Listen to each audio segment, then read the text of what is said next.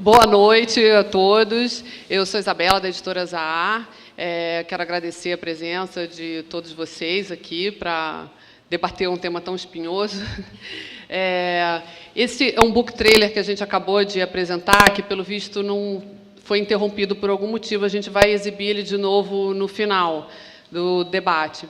É exatamente do livro que a gente está lançando aqui hoje, que chama Drogas, as Histórias que Não Te Contaram, da especialista em segurança pública e política de drogas, Ilona Szabo, que está aqui. O livro foi feito em colaboração, em parceria com a jornalista Isabel Clemente, que está ali. A Ilona vai comandar, então, um debate aqui sobre o tema, com convidados ilustres, que ela vai apresentar mais tarde. E eu queria, então, agradecer também ao Parque Lage, especialmente ao Fábio. Não consigo pronunciar seu sobrenome, Fábio, sinto muito, algo como Swald. Enfim, é uma pessoa que abriu as portas desse lugar maravilhoso para a gente, como quem abraça uma causa. Então, muito obrigada. Depois do debate, vocês estão todos convidados para um coquetel aqui fora, e as duas autoras vão autografar os livros. A gente vai, em algum momento que Ilona vai comandar aqui durante o debate, abrir para perguntas do público. A gente tem um microfone, vai ter uma pessoa aqui que vai estar atenta aos chamados de vocês, e eu pediria que vocês levantassem quando fizessem uma pergunta, se for possível. Se for ficar muito tímido, não quiser, não tem problema, mas, se puder, seria melhor, porque a gente está gravando, tá bom? Eu vou chamar agora o Fábio, que quer dar uma palavrinha para vocês também. Obrigada, boa noite.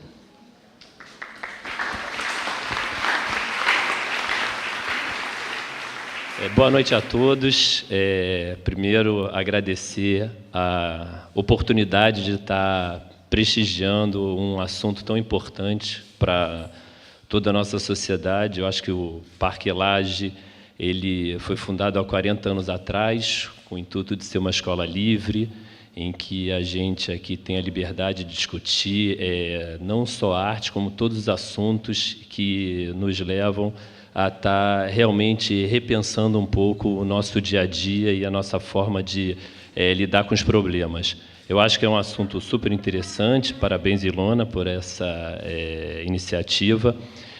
O parque, como vocês sabem, é hoje um polo cultural. A gente tem mais ou menos quase 600 alunos cursando, né? Apesar de todas as dificuldades, eu acho que a gente consegue se manter vivo num momento muito difícil da cidade. O nosso grande foco aqui sem dúvida nenhuma, estar trazendo todos os tipos de discussão que a gente acredita ser importante para a nossa sociedade realmente evoluir como sociedade. E eu acho que essa é uma discussão muito importante para a gente ter, até porque não adianta a gente tapar os nossos olhos a uma coisa que nos agride todo dia, né, de alguma forma. Então, é um prazer ver esse salão cheio e cheio de pessoas ilustres. Queria agradecer a presença também da ex-secretária de Cultura, Adriana Hatch, que está aqui presente e que é realmente parte do problema que eu tenho hoje aqui na diretoria, né, do parque, né, que ela me plantou essa semente de erário público aqui para ajudar, e agora a gente está nessa iniciativa, né, convidar vocês, né, para estar mais presente aqui no parque. Eu acho que, sem dúvida nenhuma, a gente tem uma gama de cursos muito interessante que pode atender a vocês ao longo desse ano. E a gente é aberto a muitas sugestões, né? A gente quer trazer outros cursos, quer fazer outras cadeiras que interessem a vocês e que vocês possam, sem dúvida nenhuma, estar mais presentes no nosso dia a dia. Eu vou passar a palavra aqui para a Iona. Obrigado mais uma vez e aproveitem.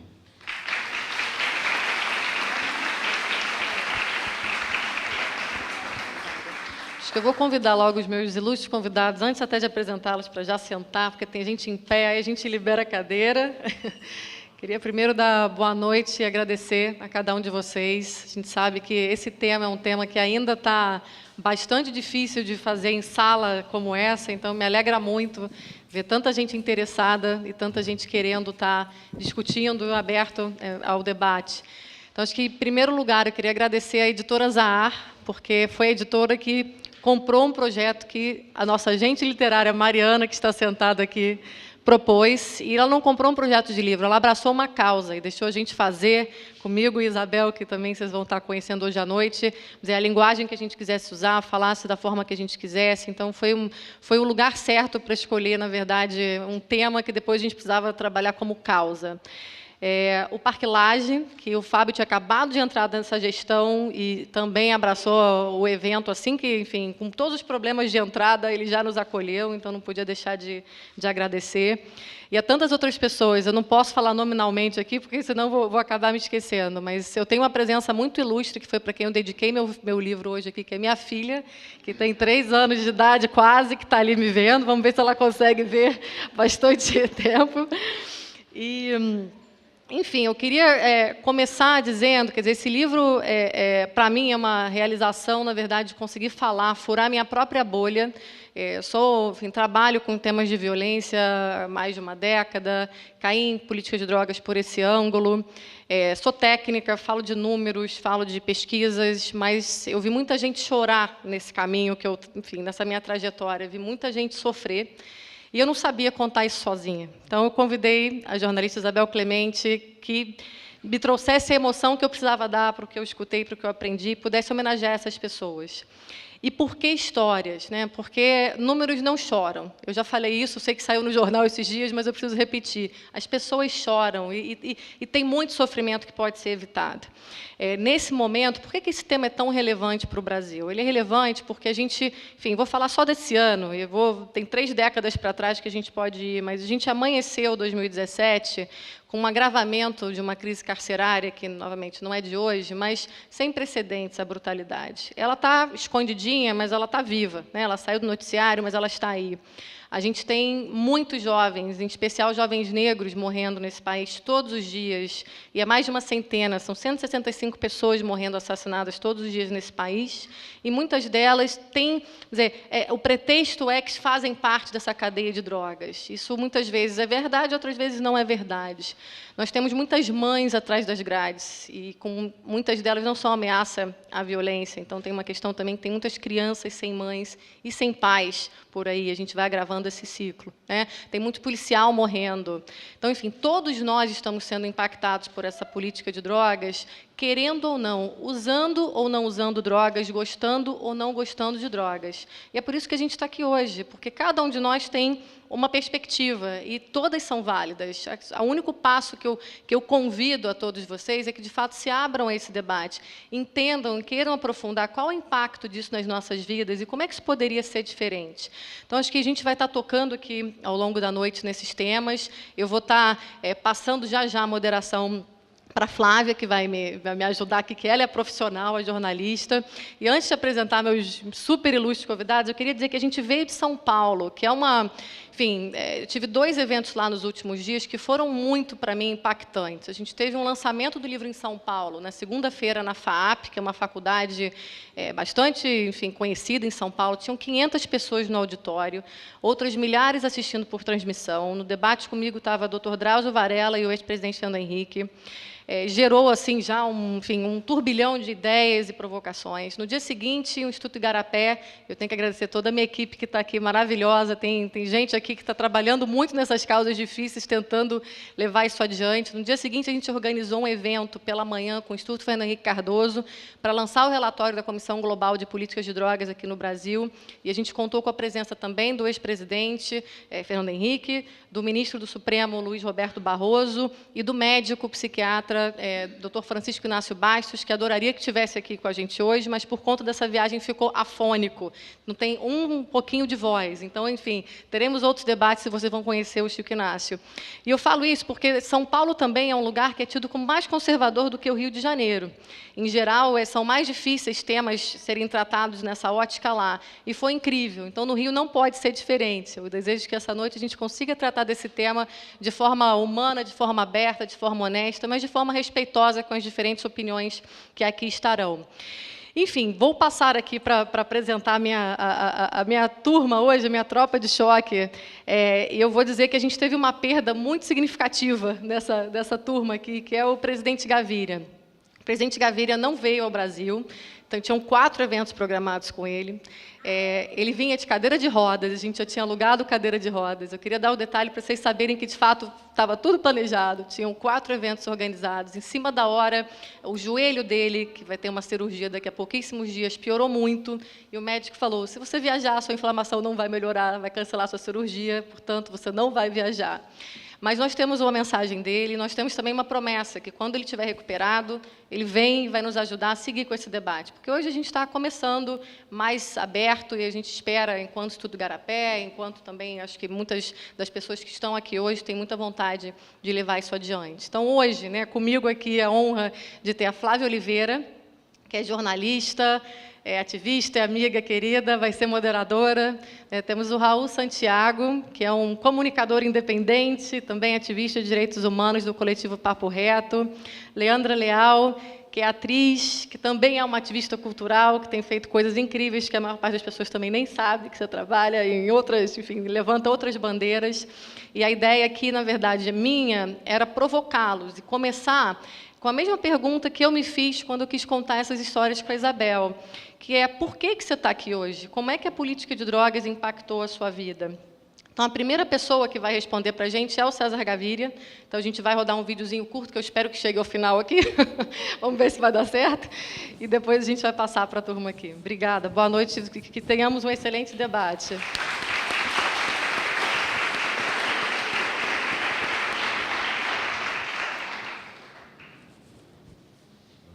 Buenas noches. Pues he tenido algunos problemas de salud con mis rodillas. Tengo una cirugía este fin de semana y hubiera querido estar allí acompañándolos. Bueno, no, Colombia vivió en aquel momento tal vez el momento más difícil de nuestra historia, cuando el narcoterrorismo se convirtió en una verdadera amenaza para nuestras instituciones democráticas, cuando Pablo Escobar y sus secuaces hicieron de la muerte y de la dinamita y de sus prácticas terroristas algo con lo cual pretendieron doblegar la sociedad colombiana.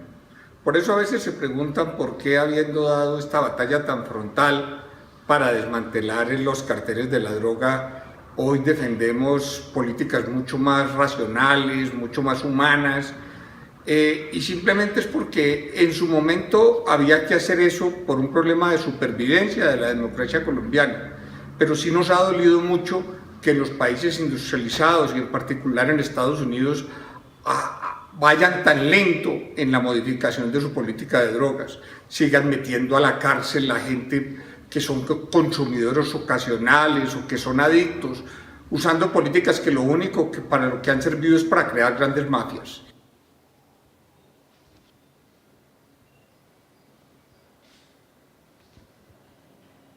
No, en realidad se trataba de romper un tabú. Ese era un tema que prácticamente era intocable. Todo el que hablaba de drogas se decía que era débil frente a las drogas, que era amigo de los carteles, que eso era un tema de debilidad. Pues yo confronté los carteles de la droga sin compasión, y este país ha hecho un esfuerzo de naturaleza policial, militar, judicial, enorme durante estos 30 años. Nosotros tenemos autoridad para hablar de estos temas y no hemos bajado la guardia, pero sí queremos que el mundo industrializado piense en políticas más racionales. Los Estados Unidos en materia de marihuana, de cannabis, está cambiando con gran rapidez, no gracias a sus dirigentes políticos, sino gracias a sus ciudadanos, pero tiene que pensar mucho más en regulación y mucho menos en prohibición. Bom, o presidente Gaviria tem uma história pessoal muito forte com esse tema. Ele, enfim, perdeu a irmã, foi assassinada pelas Farc, teve o irmão sequestrado. Pablo Escobar tentou derrubar o avião que ele estava, derrubou o avião, ele não estava, na verdade, ele não pegou o avião, matou mais de 100 pessoas para tentar matá-lo. E, realmente, assim, é uma história que eu gostaria muito que vocês ouvissem em detalhes. Então, vamos tentar que isso ainda aconteça em breve no Brasil. Vou fazer a pergunta, então, vou passar aqui para a Flávia. Flávia, queria, enfim, que você contasse um pouco da sua perspectiva de jornalista, de mãe, de mulher negra. Como é que esse tema toca a sua vida? Por que você está aqui nesse debate hoje? Alô.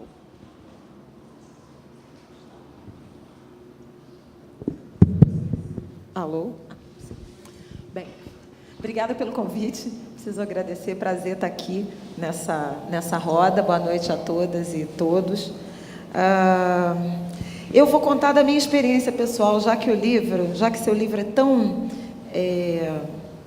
pessoal, né? A gente entra um pouco na história e na rotina, na vida de alguns ícones dessa ciranda, desse ciclo produtivo de produção, de distribuição, de repressão. Eu acho que vale a pena falar do José, nome fictício. José, filho de Maria e irmão de Madalena. José é filho de uma família da Zona Oeste do Rio de Janeiro, com uma irmã, uma família pobre, uma mãe empregada doméstica, uma irmã que foi à escola e conseguiu, por ajuda dos patrões dessa mãe, um acesso à educação acima da média da região onde viviam. Ele também frequentou durante um tempo e, a partir da adolescência, começou a ter desejos outros de consumo, né? Consumo não de drogas, consumo de bens, né?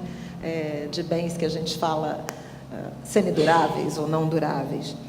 Bem, José, um determinado momento no fim da adolescência, foi preso e naquela fronteira entre o que é usuário e o que é vapor, traficante, olheiro.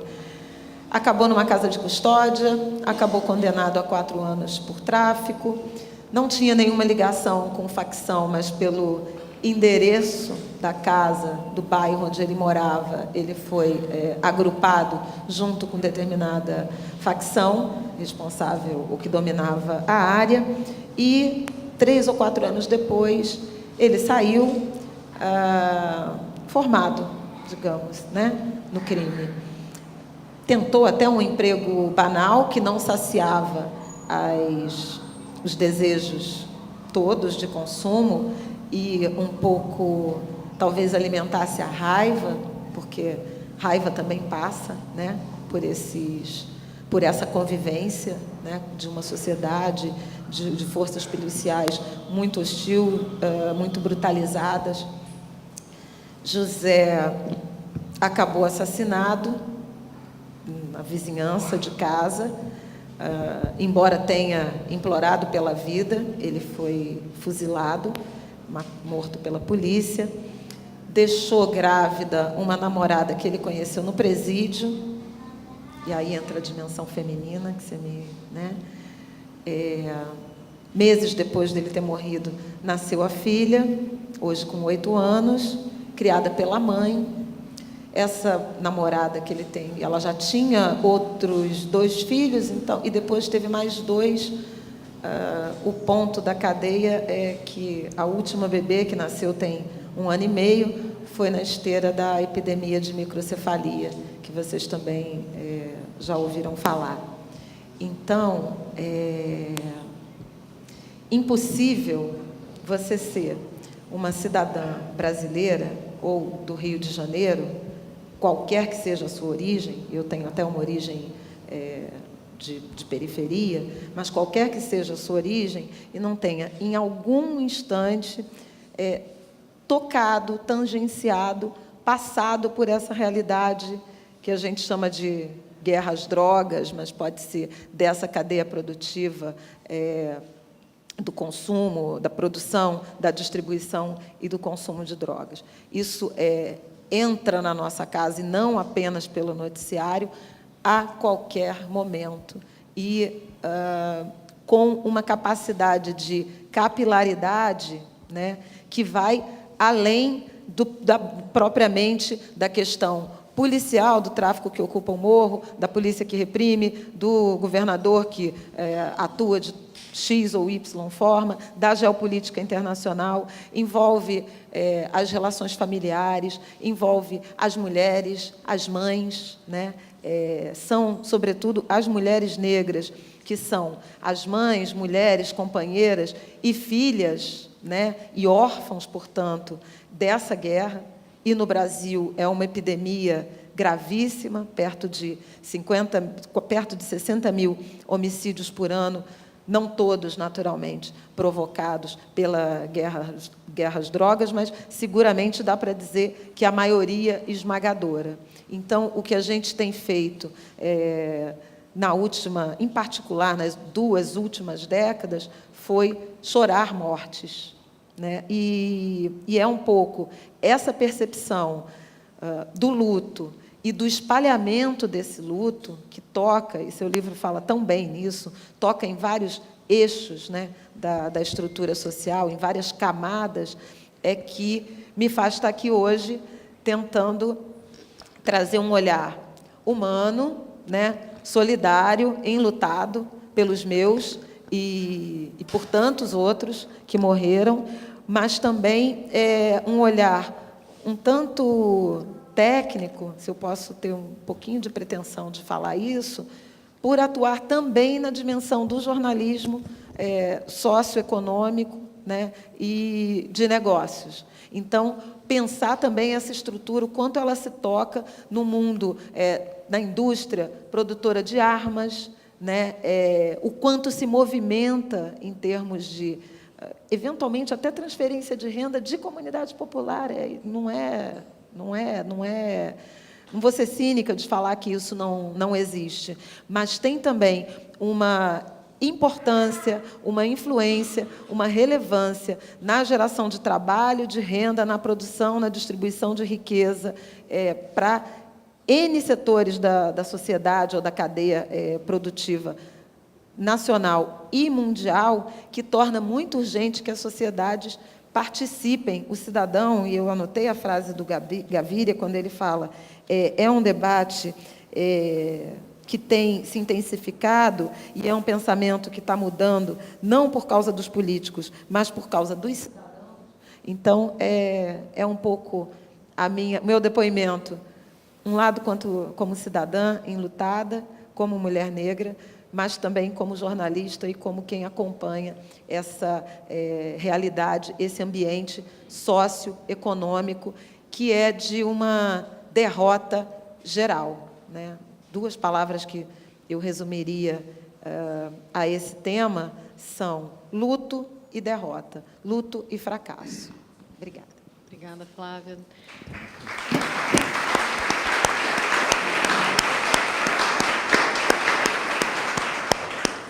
Vou seguir a mesma linha, vou fazer a mesma pergunta para o Raul. O Raul é um super ativista e nos conta dia a dia. A gente várias vezes já ficou sem dormir porque a gente não sabia se o Raul estava vivo. Gente, o Raul mora no Complexo do Alemão. Eu tenho aqui pessoas da minha equipe que já passaram noites e noites querendo notícia do Raul. Então, Raul, eu queria que você contasse para a gente como é que esse tempo te toca, né? E, enfim, por que você aceitou esse convite de estar aqui hoje?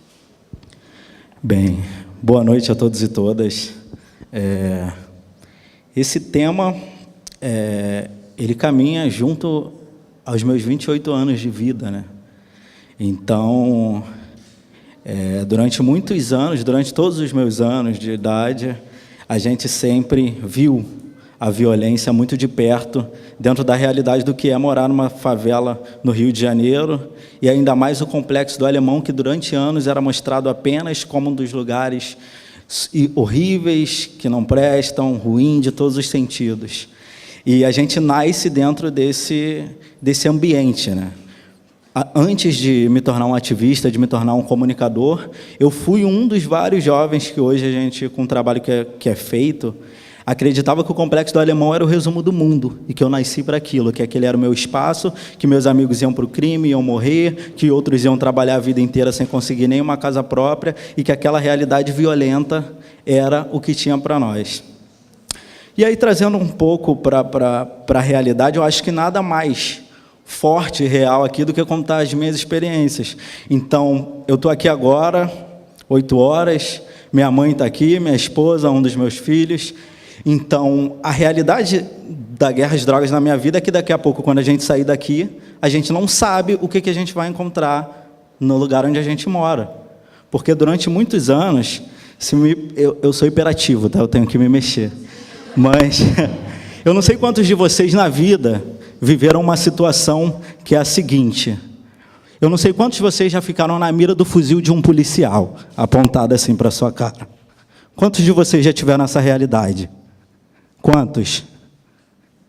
A gente vive isso todos os dias. Eu não tenho ideia de quantas vezes eu sou abordado pelo fuzil do policial, ou quantas vezes eu vejo o fuzil existente na favela, porque no processo da não discussão de uma série de fatores se fortaleceu a criminalidade, que teve que se armar a partir do enfrentamento errado, e a bola de neve só se alastrou, até a gente viver o que está acontecendo, as barbaridades de hoje em dia. Outra situação recente, que eu não sei se todo mundo teve acesso, mas num encontro como esse, em uma favela lá da Zona Norte do Rio de Janeiro, alguns jovens, famílias se uniram para fazer um grande evento dos aniversariantes do mês, numa área de um dos acessos de uma favela, que tem tráfico, tem o crime, tem o varejo das drogas, como em vários outros lugares, e o carro blindado da polícia, conhecido por nós como Caveirão, porque ele sempre entrou na favela, naquela lógica assustadora, daquela imponência daquele carro blindado gigante, com várias saídas para os policiais botarem fuzis e dispararem, sem uma possibilidade certeira de mirar onde está atirando. E, pelo próprio poder blindado desse carro, ele entrou numa festa como essa, que a gente está aqui empurrando um monte de cadeiras de pessoas, derrubando um palco como esse, onde acontecia um evento. Então, eu nasci dentro de um cenário de guerra.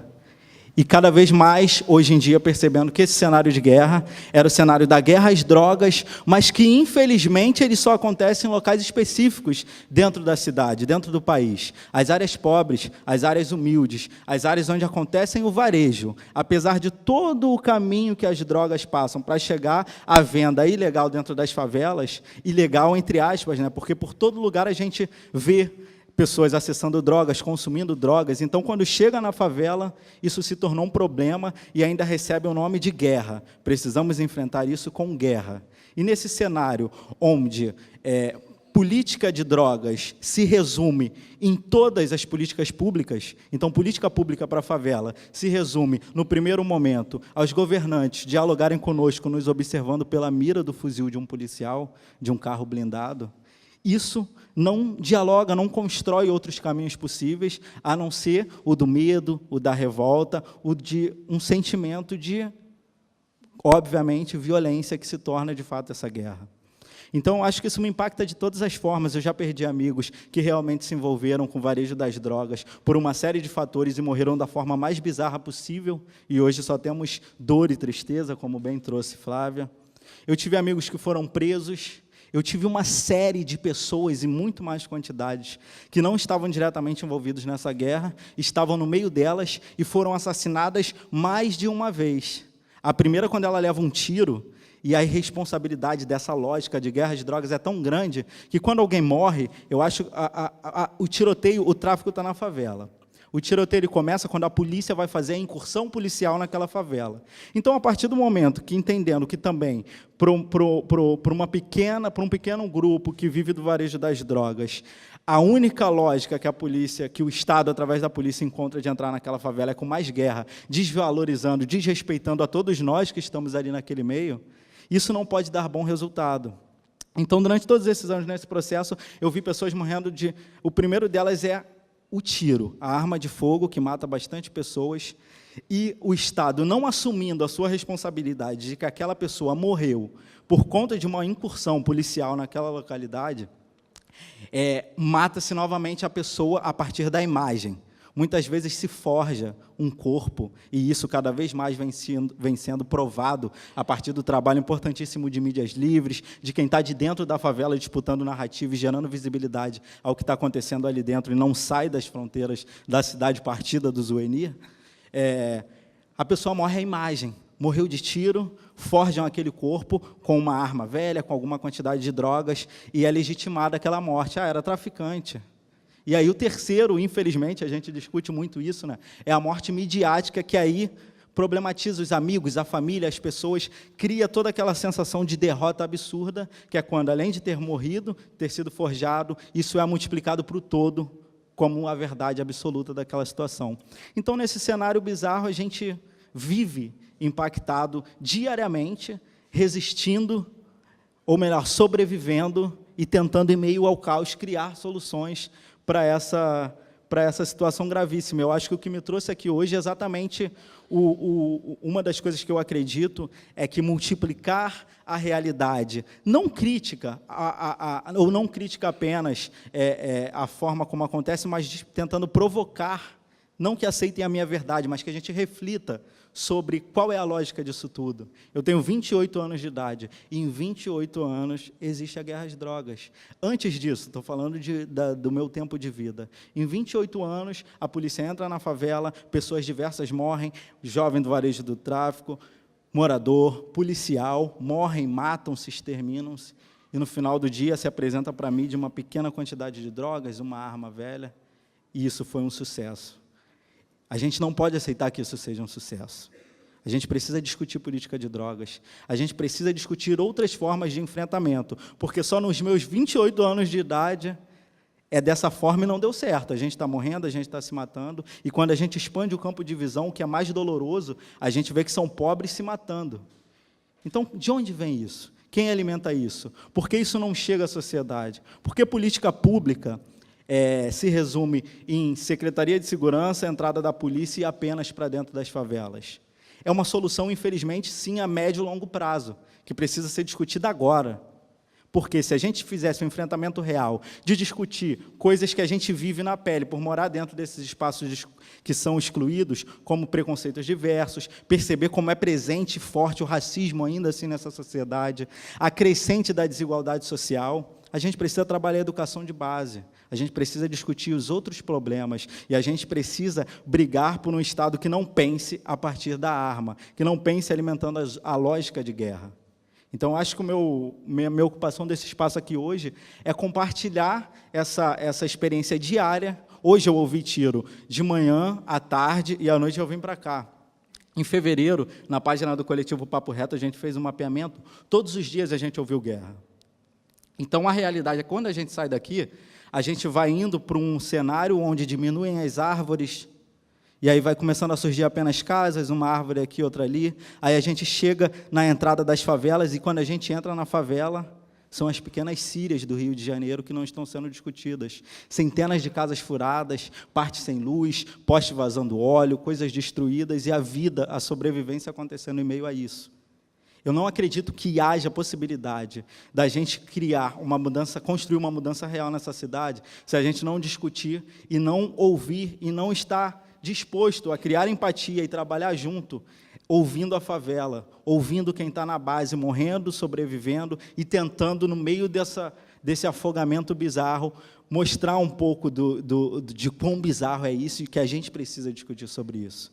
Então, eu venho a esse espaço hoje porque eu acredito não apenas nas redes construídas, mas eu acredito que, apesar das pessoas também serem os problemas, somos nós que vamos trazer essas soluções. Então, eu aposto em provocar jogando sementes que não focam na crítica como um todo, mas que tragam aliados, que queiram, de fato, construir uma cidade que seja diferente para o nosso presente mais à frente e para o futuro das nossas crianças. Eu tenho 2 filhos no Complexo do Alemão e 2 enteados.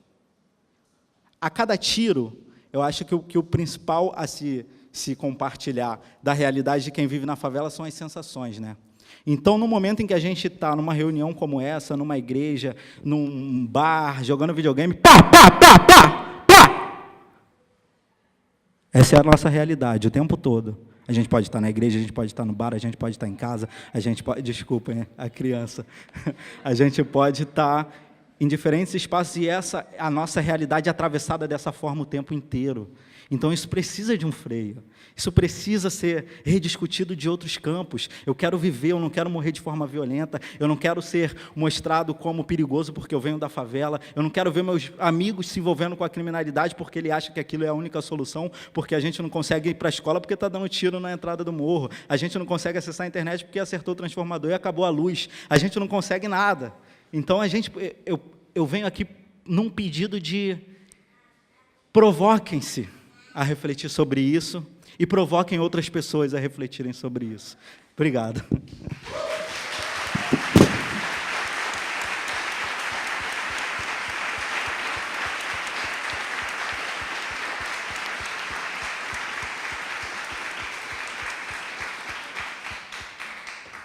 Raul tocou num ponto que, enfim, os dois lados têm o mesmo perfil. A polícia que está morrendo tem o mesmo perfil da garotada que está morrendo. Eles também não querem ficar enxugando gelo. A gente tem aqui o coronel Jorge da Silva, que estou vendo lá atrás. Depois o senhor, enfim, vai ter a palavra aí no debate para poder falar.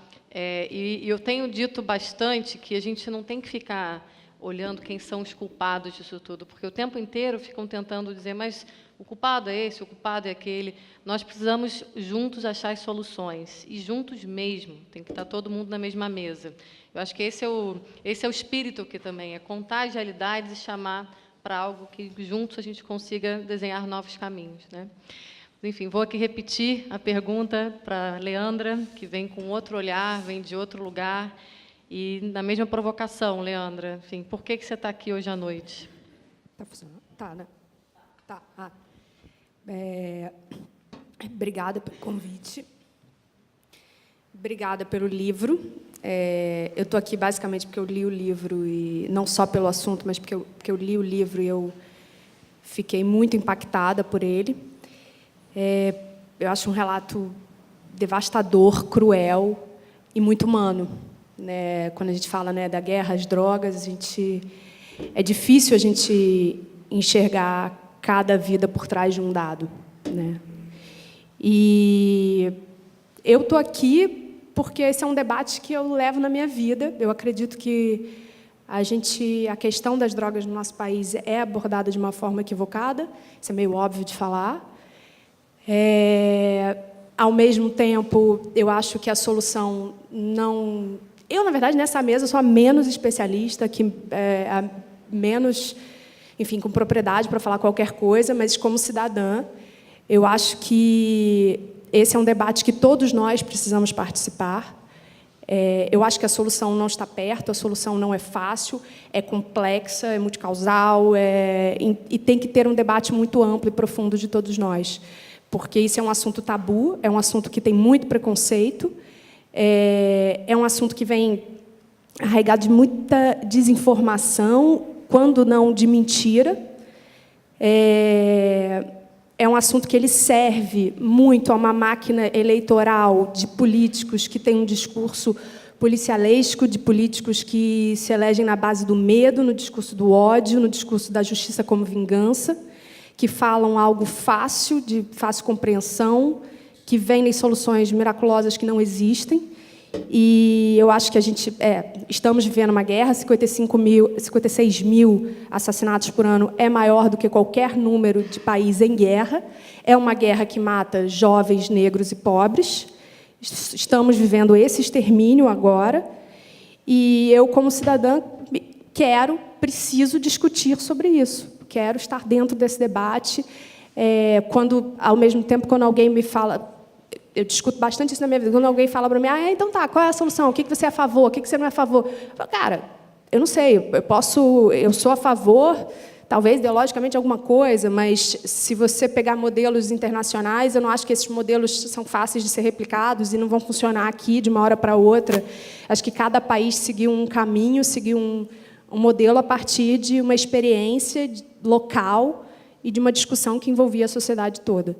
Então, acho que é uma discussão política, uma discussão da universidade, uma discussão de civis. E é isso, eu quero estar aqui para debater isso.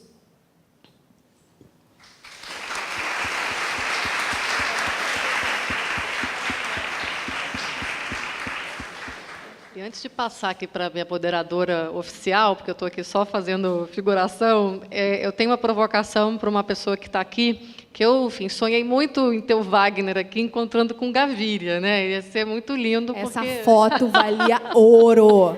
Mas ela vai acontecer, eu prometo. Enfim, esse encontro tem que acontecer. Mas enfim, nessa trajetória também, há pouco tempo, eu fui provocar o Wagner, que a gente está lançando uma campanha de redução de homicídios no mês que vem. Eu fui conversar com ele sobre esse tema, porque ele está muito envolvido em causas que a gente compartilha. E como ele está aqui, como ele viveu personagens aí, de um lado ele foi o policial do Tropa de Elite, de outro ele foi o Pablo Escobar, né? E como ator, ele entra nos personagens, né? Você consegue transmitir, enfim, não sei que metamorfose você faz, mas a minha provocação eu queria fazer a mesma para você. Por que você está aqui hoje, Wagner? Boa noite. Eu estou aqui hoje porque eu acho que esse é um assunto dos, talvez seja o assunto mais importante a ser debatido hoje, especialmente para nós latino-americanos. A nossa política de combate às drogas, a chamada guerra às drogas, é uma política que ela vem norteada por uma política norte-americana, né? O Brasil é um país que ele replica, né, como o resto da América Latina, um modelo, e dentre os países latino-americanos, nós talvez sejamos os mais atrasados dentre os países grandes, né? A experiência da Colômbia, do Chile, quanto à descriminalização do usuário, estão muito mais além da gente. Mas eu acho que, fundamentalmente, para o latino-americano, essa é uma questão fundamental, porque esse modelo que vem dos Estados Unidos, essa guerra, né, às drogas, que começa já desde o início do século XX, passa por Nixon, Reagan e o endurecimento da guerra às drogas, essa guerra não acontece no território americano. Essa guerra acontece nos países que exportam e produzem drogas. Essa guerra acontece no México, na Colômbia, no Brasil. E são nessas regiões, nos bolsões de pobreza desses países, em que os jovens negros de periferia estão sendo assassinados, como política de Estado. As políticas de segurança pública, as políticas de combate às drogas, elas são, historicamente, acho que, além da constatação de que são políticas que fracassaram, elas são políticas de controle social, né? Elas são políticas de legitimação de um grupo, de um segmento social e racial sobre o outro, né? O depoimento do Raul é muito claro, né? Então, eu acho que se nós nos importamos com esses jovens que estão morrendo no nosso país, e a minha pergunta é, por que nós não nos importamos? Será que nós estamos enxergando esses jovens da periferia como nossos jovens? São nossos jovens, nós aqui da Zona Sul enxergamos esses jovens que estão morrendo como estatística ou como pessoas brasileiras que estão morrendo nessa guerra? Já que as políticas de droga fazem essa cisão, as políticas de segurança fazem essa cisão. A classe média alta, da qual nós fazemos parte, a maioria de nós aqui, toda vez que há um confronto na favela e a gente lê aquilo como estatística e pensa, ok, o governo está fazendo o seu trabalho em garantir a nossa segurança quando faz uma incursão na favela, mata o traficante tal, prende o traficante tal. Tá. A nossa vida está mais segura porque mataram um traficante na favela, que prenderam um traficante na favela? E a vida das pessoas que moram na favela, né? Ou seja, essa política de segurança pública é para proteger quem? Quem está sendo protegido? Nem nós, e muito menos o morador de favela. Então, a partir do momento que nós começamos a entender, a enxergar os moradores dos bolsões de pobreza no Brasil como nossas... Toda vez que eu vejo alguém falar de redução da maioridade penal, eu digo, essa pessoa não está pensando no próprio filho, né? É o filho do outro que ela está pensando, né? Não é o meu filho que pode ser preso, é o filho daquele menino que está ali, né? E as nossas políticas são isso, são segregacionistas, isso é evidente. A distinção que existe entre entre usuário e traficante no Brasil, que é uma distinção arbitrária, subjetiva, ela diz o seguinte: o garoto que é preso na boca de fumo com 50 gramas de maconha é traficante, o garoto branco que é preso na Zona Sul com 50 gramas é usuário. Isso está errado. Eu me importo com isso, né? Então, acho que é uma discussão que talvez seja a mais importante, porque em países com desigualdade social gritante como a nossa, que a gente vê, cara, a guerra é com munição de arma traçante, né? Assim, a gente não achar que isso, um carandiru por dia de morte, tipo arma de fogo, e a gente não achar que isso é importante para a gente, eu acho grave. Então, acho que é um debate importante. E o seu trabalho, Ilona, é muito... Eu tenho, depois que a gente se encontrou, li o livro, acompanho o que você tem feito, é fundamental e é muito importante.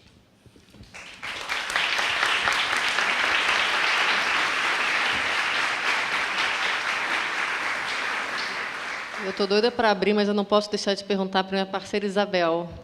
Por que você aceitou essa jornada, enfim, conjunta, e por que você está aqui hoje, Isabel? Bem, acho que eu vou falar em pé mesmo. Primeiro, eu tenho que explicar que eu sou jornalista, escritora, e eu fiz um mestrado em política de drogas, e a minha orientadora foi a Ilona Zabó, porque a jornada desse livro foi um mergulho muito profundo nesse tema difícil, que eu já tinha tangenciado em reportagens sobre... Tá bom aqui? Reportagens sobre segurança pública, que eram reportagens recorrentes na sucursal do Rio da revista Época, onde eu trabalhei 12 anos. E sempre na pesquisa e nas entrevistas a gente ouve as mesmas propostas, as mesmas soluções. Eu falei, meu Deus, isso não tem jeito? A gente vai continuar enxugando o gelo até quando? E nessa jornada, nesse aprofundamento no assunto desse projeto que eu colaborei com a Ilona, eu percebi vários aspectos que estavam passando batido pelas minhas reportagens e de todo mundo, que é uma discussão muito difícil. Quando a Ilona me falou, a gente tem que falar com as pessoas que têm medo do assunto, que não querem ouvir, o que eu lembrei? É muito fácil culpar o usuário, porque a frase que a gente ouve é, enquanto houver demanda, haverá produção de drogas. Então, uma coisa alimenta a outra. E essa frase, ela, na verdade, ela alimenta uma ideia preconceituosa e errada, que parte do pressuposto de que, se você tem uma lei e ela não pode ser infringida, quem infringiu a lei tem que ser punido. E é uma punição que não tem gradação. Que lei é essa que não tem gradação? Que lei é essa que pune como crime hediondo uma mulher que é incapaz de pegar uma faca, uma arma e fazer mal a uma pessoa? Que lei é essa que trata como criminoso alguém que se destrói, que às vezes faz uma escolha errada, né? E quantas escolhas erradas, né? A humanidade é repleta de escolhas erradas, e às vezes a escolha errada é do meu ponto de vista e não do seu. Então, o que eu aprendi muito nesse 1 ano e pouco desse projeto é que é muito difícil a gente entender que os nossos valores, eles não são os valores mais corretos para uma política pública, que tem que olhar o todo, que tem que entender essa realidade que o Raul trouxe para a gente de forma tão clara, que a Flávia falou, que todo mundo aqui está disposto a entender. Quer dizer, a gente começar vamos deixar de lado essa história de que não vai mais ter consumo de drogas, porque a humanidade lida com substâncias há muito tempo. E é a partir daí que a gente vai começar a compreender de que forma essa gradação reduz o dano social. Porque uma das personagens do nosso livro, que eu acho que me tocou muito, é a Irina, que é uma pessoa que é presa por fazer transporte de cocaína. E os filhos dela ficam sem pai nem mãe. Quer dizer, você vai aumentando essa bola de neve, gerando danos que se arrastam por gerações, que é uma geração perdida, uma geração sem mãe, sem pai. Ah, que mãe é essa? Não importa que mãe é essa, é uma mãe que ama. É uma mãe que erra, que não tem condição, que não tem educação, mas que ama, que está ali, que é melhor do que não ter mãe nenhuma e não ter pai nenhum. Então, espero que vocês gostem do livro e do debate.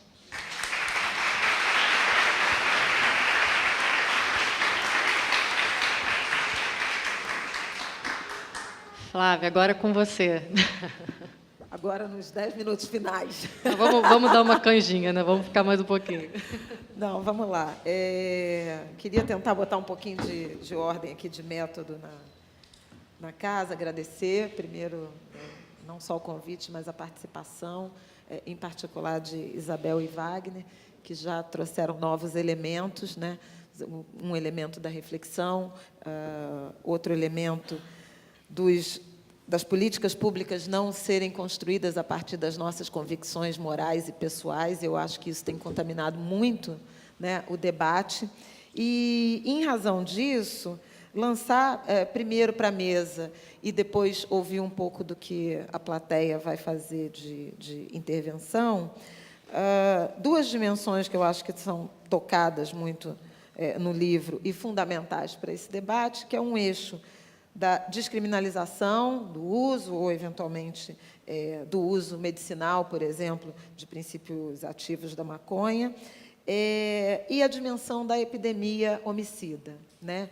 Em que momento a gente vai parar, botar a bola no chão e falar, vamos parar de morrer, porque nós vamos precisar de todo mundo, porque a gente não pode mais prescindir de nenhum brasileiro, em particular de nenhum jovem brasileiro, né? Eu acho que são duas. Uma está no Supremo, e acho até que começaria pela sua intervenção em relação a isso, porque eu sei que ontem mesmo você teve uma conversa, hoje mesmo, né? Ontem com hoje também, mas por outro motivo. Ministro Barroso, e aí depois a gente roda um pouquinho aqui e passa para as intervenções. Acho que um ponto muito importante nessa conversa toda é a gente saber a distinção do que a gente está realmente tratando hoje no debate público, né? O tema da descriminalização do consumo, ele é tratado como um grande dragão, mas, na verdade, ele não é um passinho muito pequeno, que muitos países já deram, mas é um passo importante, que é tirar da esfera criminal o usuário de drogas. Então, mais de 30 países já fizeram isso. Estou vendo a Julita entrar aí. Julita, vamos arrumar um lugar para você. Venha cá. Desculpa, mas aqui... A Julita é uma super especialista no tema, não posso deixá-la em pé, gente. Vou voltar aqui para o tema agora.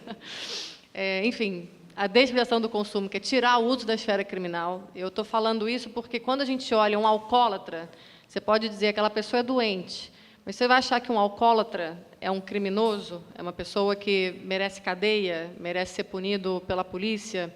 E por que, então, um dependente de uma outra droga deveria ser tratado como um criminoso? Então, a gente está falando, quando a gente fala em descriminalização do consumo, disso, de tratar usuários na esfera da saúde pública e não na esfera criminal, na esfera do direito penal.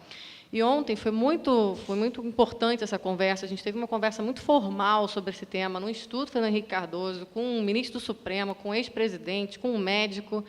E as evidências científicas que a gente tem, o monitoramento, a avaliação de mais de 30 países, não comprova os dois únicos medos que esse debate, de fato, traz. Quando você olha todos os argumentos contra, que não sejam aí, digamos, os moralistas, que eu não vou entrar no mérito do valor da moral, mas simplesmente os argumentos, os medos, que são justificáveis, eu também tenho medo, né? É que vai aumentar o consumo e que as crianças vão ter mais acesso às drogas.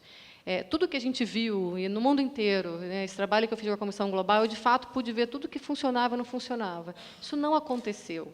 Esse medo ele não se confirmou.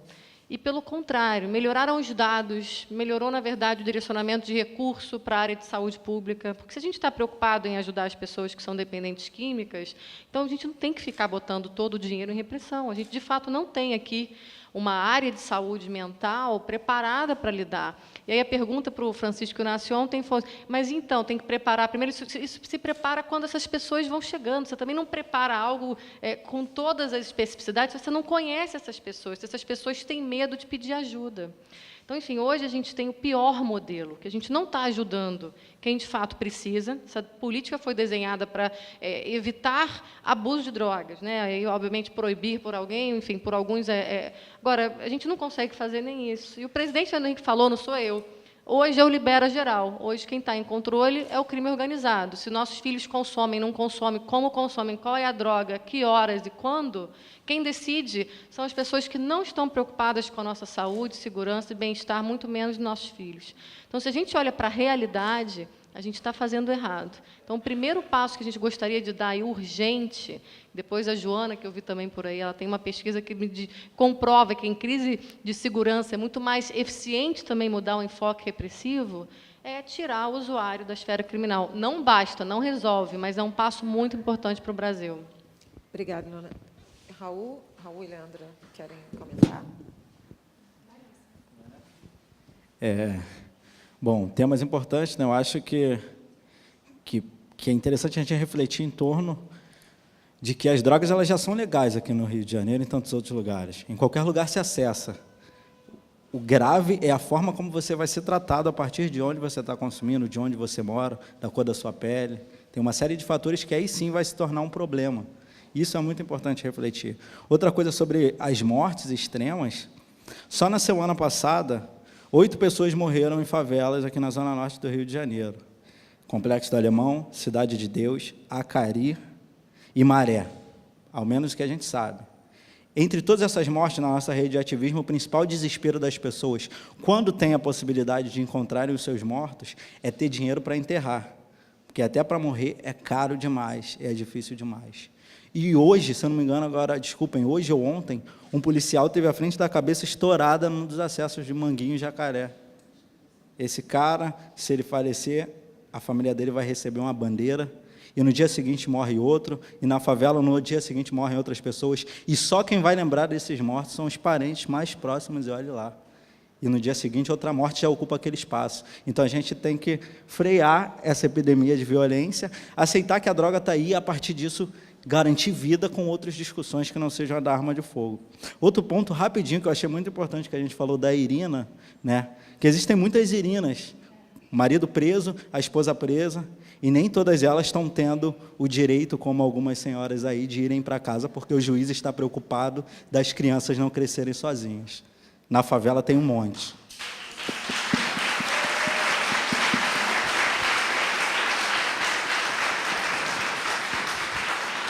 E eu acho, para encerrar, que tem uma coisa muito grave, acho até legal a Jurita estar aqui, né? A gente junto está vendo que esse debate das drogas está vindo, como veio como problema dos Estados Unidos, agora os Estados Unidos também está começando a abrir outra discussão de debate sobre isso está chegando por aqui.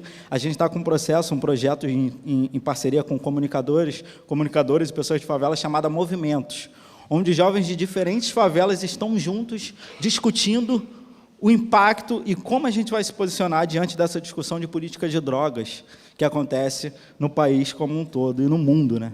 E a gente tem fatos importantes e polêmicos que a gente está pensando em como a gente vai discutir isso com uma sociedade tão distante ainda desse debate, que é, por exemplo, perceber que num cenário de extrema desigualdade social, existe uma empresa até então ilegal chamada tráfico de drogas, que independente dos seus modus operandi, garante guerra e por isso garante grana, garante grana e por isso atrai uma série de jovens, mesmo apesar do seu risco.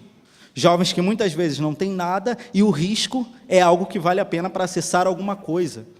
Então, descriminalizar eu acho importante a gente discutir, porque tem muita gente encarcerada por ser pequeno usuário que foi pego na favela, que foi pego no entorno da favela, que é pobre. Mas a gente tem percebido que é preciso expandir e descriminalizar tudo, inclusive a venda. Por quê? Porque se a gente caminhar para isso realmente, a gente já vê empresas tentando patentear um monte de drogas até então ilícita. Então, em 28 anos, eu vi muitas pessoas morrerem, sendo presas, amigos, jovens varejistas, moradores, policiais, morrendo em nome de uma guerra às drogas, botando a favela como alvo, porque era ali que, em tese, se vende apenas. E aí vamos dizer que legalizou geral. Aí amanhã tem um mercado que, dentro de um cenário de exclusão, vai excluir a favela de novo. Se até ontem era ilegal, a favela tinha guerra. Se hoje é legal, vamos tirar da favela e vamos organizar isso. E aí, no mercado ilegal, desemprega uma série de outros jovens. Sabe? Então, assim, é tão absurdo, delicado e difícil que eu acho muito incrível quando a gente está aqui reunido, independente de quem é contra, de quem é a favor, mas debatendo sobre isso, porque é uma questão que eu não tenho resposta. Mas a principal questão que me traz aqui, nesse momento, é garantir a vida, e a vida de todo mundo que está morrendo dentro desse cenário. Não me importa se está vendendo a droga, não me importa se é o policial, não me importa se sou eu. Eu acho que já morreu gente demais, já escorreu sangue demais, e por isso que é importante discutir descriminalização, tratamento do usuário, tratamento de tudo, com perspectiva a partir da saúde, por exemplo, e não da violência. Porque, no final das contas, a gente se droga, sejam com drogas ilícitas, sejam com as drogas que hoje são legais. Sou viciado em café, sou viciado em refrigerante, açúcar demais vai te dar diabetes. Então, a gente está discutindo a saúde em torno dessas que também trazem problemas, porque a gente não pode discutir amplamente, por outro olhar, essas outras drogas, até então consideradas ilícitas, que não seja pelo foco da violência. É isso. Obrigada, Raul.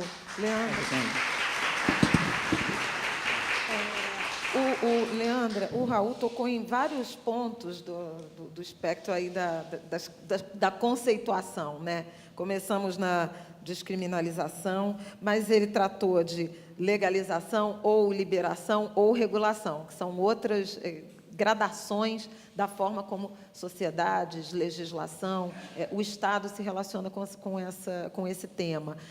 Como é que você se posiciona nesse espectro que vai da proibição, que é o que a gente vive e é o mais radical, até a liberação ou a regulação? Eu, pessoalmente, isso, quando você falou, acho que foi você que falou, né, que a gente não pode legislar com base nas nossas convicções. E, assim, a minha convicção é de você liberar tudo. Mas eu não sei como isso pode se operar no Brasil. E eu acho que o Uruguai ele tem um sistema estatal, né, dessa regulamentação. Os Estados Unidos já tem um sistema privado. Como isso vai operar, eu não sei. Eu acho que o primeiro passo urgente. E eu acho que foi por onde começou em vários estados dos Estados Unidos que isso contribuiu muito para a quebra do preconceito em torno disso também, é o uso medicinal. E é uma loucura o que a gente faz com o conhecimento acumulado que a gente tem, né? A maconha, ela aparece... Estou falando da maconha, tá? A maconha, ela aparece em livro de 6.000 anos antes de Cristo, né? Assim, é um dos remédios mais antigos. E quando surge toda a guerra às drogas nos Estados Unidos, com um disfarce moral, mas, na verdade, acho que talvez por um interesse muito mais econômico, esse conhecimento todo é varrido para debaixo do tapete. Eu acho que a gente tem que discutir qual seria o modelo que o Brasil deveria adotar e quais são os passos que nós devemos ter, porque eu acho também que isso não é assim. Se um presidente...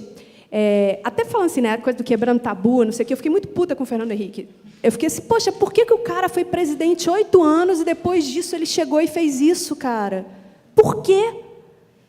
Por que ele não fez quando ele... Aí tudo bem, fui lendo entrevista, filme, não sei o quê, eu falei, realmente, ele, naquele papel ele não poderia fazer isso, e também, se isso fosse a plebiscito, isso perderia, isso não passaria, assim como as armas, enfim, isso seria uma tragédia. Isso tem que partir, eu acho, da sociedade. Isso tem que partir da sociedade e eu acho que tem que ser feito um plano, um passo a passo de até onde a gente quer chegar, mas isso tem muita resistência. Isso é um exemplo ridículo, mas assim, eu vejo nas minhas redes, eu me posiciono fortemente em várias questões políticas e esse é o que eu mais levo pau. Quando fala sobre droga, o preconceito que as pessoas têm em relação a esse assunto é brutal. É muita desinformação em torno disso. E eu acho que, talvez, assim, o primeiro passo seria o medicinal, né? Assim, de você conseguir quebrar. Nos Estados Unidos, eu li que um dos grandes responsáveis pela... Não sei se foi o Washington, agora não estou lembrando. Foi um empresário que estava com câncer e bancou uma mega campanha publicitária, assim, falando sobre vamos enxergar isso aqui de outra forma, com comerciais, coisa pop, outdoor. Enfim, é bem menos consistente do que vocês estão falando, mas... Não. Não é, não. Eu fui marcar nosso tempo aqui, tá? Não é nem um pouco inconsistente com o que a gente está falando. Na verdade, você dá muito da dimensão, da complexidade desse tema, das camadas todas que precisam passar por reflexão, por debate político, por informação. Mas, na verdade, tudo isso que eu estou falando é muito punk, porque é um processo, né, que você fala assim, cara, é um processo lento, é um processo complexo, que demanda... Mas existe uma urgência, né? Existe algo que, assim, essa solução ela não pode também ser tão a longo prazo, porque é isso, tem gente que precisa dessa solução agora. O que você vai falar para quem está morrendo agora? Esse elástico assim, que fica esticando é que é... E um ponto que o Raul tocou, que é importante, dessa dimensão do o que se faz. Então, vamos regular, né? Regulamentar o consumo, a produção, a distribuição, etc. Faz o que com o estoque de mão de obra, né? Atrelada a essa cadeia produtiva, que eu quero dizer. Bom, vou dar uma rodada aqui. A gente tem 20 minutos, então não é muito tempo. Tem gente com microfone aí na plateia. Eu pediria que as pessoas que estão dispostas, interessadas em fazer alguma pergunta ou alguma colocação, levantassem as mãos. Aí eu vou passar, tipo, 2 ou 3, a gente bate uma bolinha e tenta de novo, se todo mundo colaborar, fazendo intervenções bem objetivas. Vamos assim? Ó, levantou a mão aqui, 1... 2, 3. 2, 3 lá. Ih, não te olhei. Boa noite. Fala o nome. Se puder, levanta, porque a gente está filmando para ter você ao alcance. Meu nome é Eric e o que eu queria saber é, do mesmo jeito que a gente importou uma maneira de combater as drogas, o que mais que a gente poderia importar do que já está funcionando? Porque alguns países fizeram poucas coisas, alguns fizeram muitas coisas, mas o que está funcionando e o que a gente poderia importar, porque, como você falou, é um caminho que a gente tem que seguir. Mas, nesse caminho, mesmo a gente tendo uma realidade diferente, algumas coisas funcionam e outras não funcionam. Eu queria saber o que a gente pode começar a importar que provavelmente vai funcionar. Obrigada, Eric. Próxima, essa é contigo, né? Lá atrás. Vou dar a tua chance também, tá? Como o Eric foi rápido.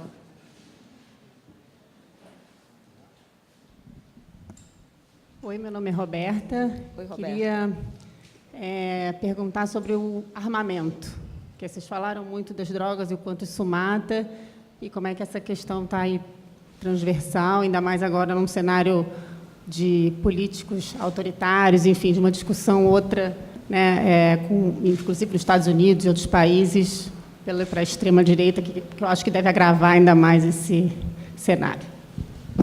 Obrigada, Roberta. Que plateia legal, né? Maravilhosa. Número 4, vou te dar a chance agora, porque todo mundo foi super rápido, tá? Boa noite, meu nome é Andréia. Eu gostaria de saber o seguinte: todos vocês têm um público, de certa forma, vocês atingem um grande número de pessoas com esse discurso. Eu gostaria de saber como que eu posso ser agente multiplicador dessa mensagem para as pessoas que estão à minha volta. Para uma pessoa que não tem um público grande, uma grande audiência, uma pessoa que demande audiência, uma pessoa comum, como que a gente pode fazer para mudar a cabeça de 2 pessoas por vez que seja? Obrigada. Obrigada, Andréia. Cara, compra esse livro e dá de presente. A primeira coisa. Eu ia falar isso, Leandro. Oi, boa noite, Daniel. Até pegando o gancho dessa última pergunta, eu acho que tem 2 grandes maneiras, falaram aí da questão do ativismo social. Essa mudança vem da sociedade, né? Mas como é que a gente faz diante de uma sociedade onde pesquisas mostram que jovens pobres são mais de 80% contra sequer a discriminação das drogas? Como é que a gente, nós que somos essa bolha de pessoas que são a favor, que conhecem talvez as verdadeiras informações, os dados mais corretos e potencial de pacificação da sociedade, da legalização, qualquer medida que vai nessa direção, como é que a gente se posiciona se, em termos plebiscitários, a gente perderia certamente, se a gente tem um Congresso absolutamente cada vez mais conservador, cada vez mais retrógrado. E perguntar a Ilona qual é a situação atual do outro caminho que a gente tem, que é judicial, quer dizer, como é que está a situação no STF, aí, com a chegada desse mais um morcego conservador lá, né, e que justamente está com o processo na mão agora, né? Como é que ela vê esse equilíbrio de forças? Obrigada, Daniel. Vou tentar ser bem rapidinha para ter outra, mas eu acho que o que eu acho que de fora, né? Eu acho que a Leandra falou bem, o Raul também. A gente vai ter que fazer o nosso dever de casa, e tem vários grupos fazendo, enfim, já estudando, pensando nos modelos para o Brasil, conhecendo de fato como é que é o nosso sistema de saúde, o que poderia estar. Mas há princípios claros, há passos claros que a gente já viu que aqui também não podemos tardar. Um deles é tirar o uso da esfera criminal. O outro, isso é briga que está posta no STF, vou dizer como está. Ontem a gente perguntou, não está na pauta desse semestre novamente, foi publicada ontem a pauta do STF, tem um pedido de vistas que está na mão do ministro Alexandre de Moraes, porque esse processo estava na mão do Teori, né? Eu tenho, apesar de toda a confusão, enfim, toda a polêmica, eu tenho para mim que o peso de ir contra os 3 principais votos vai fazer o Alexandre pensar melhor sobre a questão de separar consumo e tráfico. Eu estou mais otimista com o voto dele do que com o voto de outros, mas se a gente não colocar, e o recado que me deram muito claro, se a gente não colocar isso nos jornais, se a gente não demandar que esse assunto venha, ele vai ser levado em banho-maria. Então, a urgência que a gente está vendo no Complexo do Alemão, está vendo para as pessoas dependentes químicas, isso existe um pouco, mas não é a nossa urgência. Então, enfim, depende de nós. E o que a gente pode fazer? Eu ia falar uma frase aqui no início que eu esqueci, mas vou até estar emprestando novamente o ministro Barroso, porque me impactou muito ver um ministro do Supremo falando da maneira com que ele falou em alguns eventos que eu fui nos últimos tempos. E ontem ele usou uma frase de Elie Wiesel, sobrevivente do Holocausto, Prêmio Nobel da Paz, que é: neutralidade ela fica favorável aos opressores e não à vítima. Então, a neutralidade, ser neutro ou ser silencioso, favorece aos opressores. E, nesse caso, isso é muito brutal também. Então, óbvio, estou querendo comparar, né, o Holocausto, mas a gente vive uma série de questões muito graves e que eu acho que, se a gente começar a se posicionar, eu digo, olha, eu paguei muito caro, eu no fim do dia para a noite tendo audiência, eu trabalho nesses temas, e muitas falei tanto, e ninguém me ouvia, tão pouco. Enfim, tem quantos anos que a gente está aqui? Eu estou com o Rubens César aqui, enfim, a primeira porta que se abriu nesse tema foi no Viva Rio, tem pessoas aqui. Quanto tempo a gente fala sobre isso, né? E quantas pessoas falaram antes de nós? Mas chegou um momento onde tem gente de relevância falando. Então, a gente precisa, enquanto sociedade, ampliar as vozes, conseguir mais gente falando. Tem poucas mulheres falando sobre esse tema. Você vê que os grandes figurões, você tem homens falando, e as mulheres estão sofrendo horrores com esse tema. São as mães, estão indo para a cadeia. Quer dizer, cadê a força da sociedade demandando essa urgência? Então, acho que a questão do posicionamento pessoal e dizer, eu sou a favor da reforma da política de drogas, não quer dizer que eu sou a favor das drogas. Cada um, de fato, vai ter que pensar qual é o seu posicionamento, como é que vai articular. Então, um pouco do que a gente tentou hoje, poderia estar chamando aqui várias pessoas para estar compondo, a gente, enfim, deve, inclusive, continuar, é para ver qual é a minha perspectiva, qual é a sua narrativa. E seja um agente de transformação, realmente, como você falou, com os seus amigos, no seu bairro, na sua escola, na escola dos seus filhos, informe-se e ajude, na verdade, como cidadão, a estar passando essa mensagem. Há redes, há coletivos, há grupos de estudos, e isso a gente precisa estar se engajando para mudar. E há também, eu acho que essa percepção em todos os setores. A gente tem aqui membros do Ministério Público, da Polícia, da sociedade civil, da classe médica, enfim, tem muita gente aqui nessa sala que, se começasse a conversar mais, a gente pode estar pautando também o que a gente quer lá de cima. Eles não estão sentindo essa pressão de nós, e nós podemos fazer essa pressão por eles e pelos outros que não estão aqui. A gente pode. E a gente deve, né? E sobre armas, eu queria dizer, esse poderio todo vem, enfim, quando a gente olha a estatística no Rio, vem com a entrada da cocaína, vem com a gratificação faroeste, que era dada aqui para a nossa polícia quando matar era, enfim, premiava. Isso foi gerando essa corrida armamentista dos dois lados e essa diferença, esse desrespeito à vida, tanto do policial quanto do traficante. Quer dizer, um já sabia que o outro ia se matar mesmo, então atira logo, porque quem atirar primeiro tem mais chance de não morrer. Então, enfim, essa temperatura não abaixou ainda. E eu acho que, aí, com toda honestidade, tem que abaixar. O primeiro passo de tentar desmilitarizar essa questão tem que ser do Estado, porque, enfim, não espere que venha do lado que a gente considera errado, né? Enfim, tem que ser de nós, e também passa por uma série de discussões. Adoraria ouvir.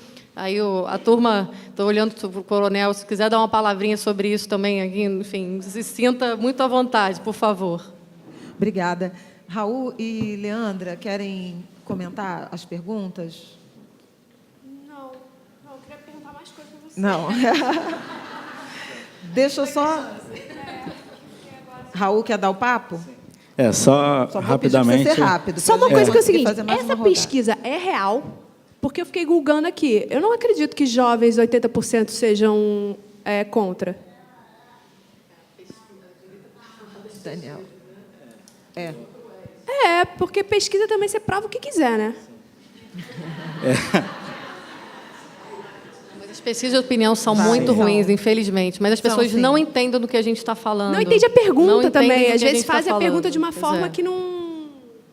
Eu acho que pensando de trás para frente, a partir da pergunta dele, voltando para esse cenário de não garantia de direitos, de uma extrema e crescente desigualdade social que não garante acessos diversos, e em um mundo muito guiado a partir da propaganda e da publicidade, a repetição é o que pega num cenário onde você apenas tem como principal demanda sobreviver, se manter vivo. Então, concordo quando você falou que, além de multiplicar entre os nossos, ocupar espaços diversos, peitando a dificuldade que esse tema, é um excelente caminho de, não é conscientizar, mas de levar uma mensagem diferente do que é posto como comum. Então, a principal demanda é quebrar a barreira do que já foi posto como comum. Outro lance sobre... O Eric perguntou como importar, não é? Cara, esse debate da guerra às drogas também, eu como ativista, comunicador independente, há bastante tempo, entrou na minha vida há pouco tempo, inclusive com o trabalho com a própria Julita, conhecendo pessoas como a Ilona, e as mudanças são gritantes até para eu, que tinha um pouco mais de rede com outras pessoas que discutem o tema. E, por exemplo, a forma como são tratados em alguns países a partir da saúde, o respeito que se cria em torno de quem usa droga, não como um problema, um criminoso, mas como alguém que a gente precisa, sabe, não prender e matar, mas discutir aquela situação, porque ela é comum para toda a sociedade, é uma das coisas que mais me chamou a atenção. Outra situação que a Ilona é excelente para falar sobre o armamento, né, mas só compartilhando uma realidade do que de como é bizarra essa situação do armamento dentro da favela. Uma das coisas que eu peguei, que eu aprendi e me cobram nos últimos tempos, é que não existe a palavra bala perdida. Ah, não sei quem morreu de bala perdida. É mentira. Isso não existe. Bala perdida, ela tem endereço, ela está dentro da favela, ela está matando o pobre. E a bala, ela só se dispara, inclusive do fuzil do crime, quando não entre as guerras entre eles, que não é tão constante quanto as operações policiais. Essa entrada, onde o Estado bota o policial para matar ou morrer, ela vai provocar uma reação. E as casas nas favelas, elas são todas são casas humildes, de tijolo, muitas delas não tem bolso, então um disparo de fuzil 762 que atravessa várias paredes vai matar muita gente. Então não existe bala perdida, existe discutir como frear esse disparo da arma de fogo e enfim, só para contextualizar rapidamente, um segundo, da gente pensar como tudo isso começou errado, por exemplo, a UPP no Complexo do Alemão. Hoje em dia a gente só se ouve ainda falar dos problemas de segurança pública e tal, violência e aquilo, mas vai completar um ano daqui a pouco que o teleférico do Alemão, que foi gasto com quase R$1 bilhão de dinheiro público, está fechado, vai fazer um ano, e hoje a gente recebeu a notícia de que, possivelmente, além de não voltar a funcionar da forma como devia, pode também se tornar uma base policial, cada uma daquelas estações. Um espaço enorme, com salas como essa, onde a gente tem um monte de pessoas sem casa, um monte de projetos sociais sem espaços para desenvolverem as suas atividades, e mais um espaço que poderia ser para fortalecer educação, cultura e resistência, vai se tornar um espaço de militarização da vida cotidiana do pobre. Então,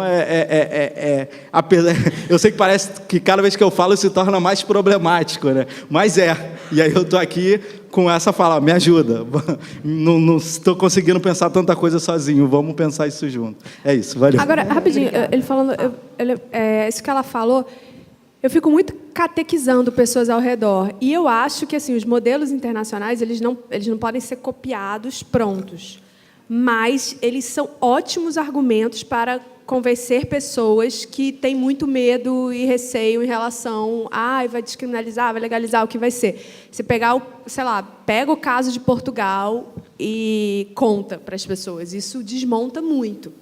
Total. Portugal, Suíça, Holanda, enfim, com o tempo também a gente vai estar, né, tem no livro, tem nos relatórios da Comissão Global, tem nos trabalhos aqui dos especialistas brasileiros, mas tem muita coisa que a gente já tem lições, e tem coisas aqui. A gente fez uma publicação no Igarapé que chama Mudanças da Política de Drogas no Brasil. A mudança já começou, inclusive tem aqui fora, e a gente conta um pouco do que já está sendo feito aqui. Mas a nível local, a gente não conseguiu ainda líderes de coragem para estar escalando isso para realmente beneficiar mais pessoas. Mas, enfim, tem vários materiais técnicos e tem várias pessoas aqui nessa sala que a gente deveria estar e vamos estar chamando para as próximas conversas. Um segundo também, a Mana, lá de trás, a Andréia, mandou benzão. Fiquei muito feliz com a pergunta que você fez, porque é exatamente isso. Você já foi impactado e quer multiplicar. E aí a ferramenta, vamos criando junto, vamos descobrindo juntos. Porque, por exemplo, minha mãe está aqui, ó. Levanta aí, mãe. Acho que todo mundo está vendo ali de cabelo vermelho. Minha mãe, eu convidei ela para vir nesse evento e ela não sabia que era um evento sobre drogas, que a gente ia discutir diferentes formas da guerra às drogas. Então é isso, vamos trazer o problema para o colo de todo mundo e tentar resolver junto com quem tiver afim. Minha avó de 92 anos também está aqui, então, enfim. Minha mãe, meu pai também, mas enfim, minha avózinha também está aqui. Eu queria falar, antes de eu passar, eu queria fazer a última rodada. Vou tomar a liberdade... tem um monte de gente levantando a mão, e eu ia tomar a liberdade de convidar, de provocar 3 pessoas, Julita, Coronel Jorge e Rubem César, para dar um papo rapidinho. E, se vocês concordarem, senão vocês vão, eu volto para a fila. Mas é que eu achava... desculpa. É importante ouvir essas 3 fontes de... Estou tomando aqui a liberdade, quebrando o protocolo. A gente fez uma questão lá em São Paulo, a gente pegou perguntas que não foram respondidas e as pessoas colocaram os e-mails, a gente se comprometeu a responder pelo Instituto Igarapé. Então, a gente poderia fazer a mesma coisa aqui. Se ficarem perguntas em aberto, se vocês quiserem passar, a gente vai responder e enviar para as pessoas que perguntaram. Prometemos. Mas eu queria só dar um papo para a Andréia, como a Ilona já salientou, o que preocupa é o silêncio dos bons mesmo, né? Acho que Martin Luther King dizia isso.